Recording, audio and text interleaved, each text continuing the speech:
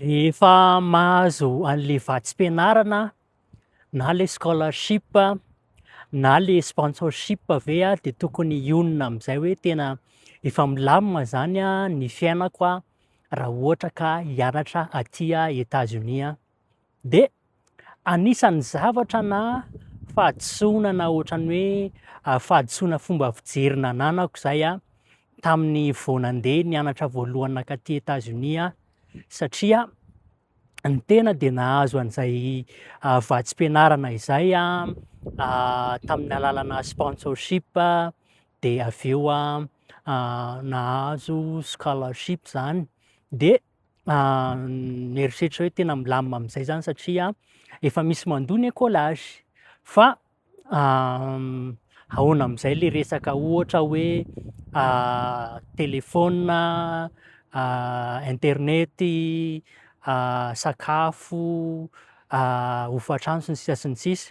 De mety mieritreritra isika hoe zany koa ve de tsy efa natao tao anaty compte? Eny, tena natao tao anaty compte tsara mihitsy zany de nitady nanao compte hoe raha ohatra miasa zao mikarama zao de ohatrohatrazao de mety de tonga de nety be hoe tena milamina tsara zany le izy. Fa ny zavatra tsy tafiditrako tao anatin'ny compte-ko tam'zany fotoana zany tsy nahalala tam'zany fotoana zany hoe ny mpianatra mpivahiny kay misy fetrany ihany ny ora ahafahany miasa, de misy fetrany ihany koa ny hoe aiza ny mpianatra mpivahiny no afaka miasa. De zay no tsy nataoko tao anaty compte-ko de rehefa tonga taty somary sahirana kely, ohatran'ny mpianatra mpivahiny rehetrarehetra aloha zany rehefa mitady asa.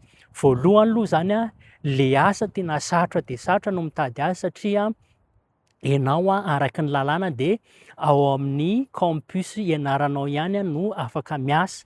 De voafetra ho 20 ora isan-kerinandro ihany koa ny ora ahafahanao miasa zany raha ohatra ianao ka manao an'le antsoina hoe full load, manao full time zany. De misy fotoana ianao moa zany afaka manao 40 heures par semaine. De teo amin'iny zany no tena very kely. Tsy haiko ny mpianatra mpivahiny am'zao mety efa tam'zany moa zany tena mbola tsy nahalala mihitsiny hoe zao avy ny ino izy ty, ny lalàna mifehy ny mpianatra mpivahiny. De tonga taty de kofona teo amin'iny de rehefa tena nandeha moa zany de nahita asa nahafahana manino izy ty, nandoavana an'ireny ohatra hoe hofa-trano, telefaonina sy ny sisa sy ny sisa ireny fa somary sahirana kely zany tamin'ny voalohany. De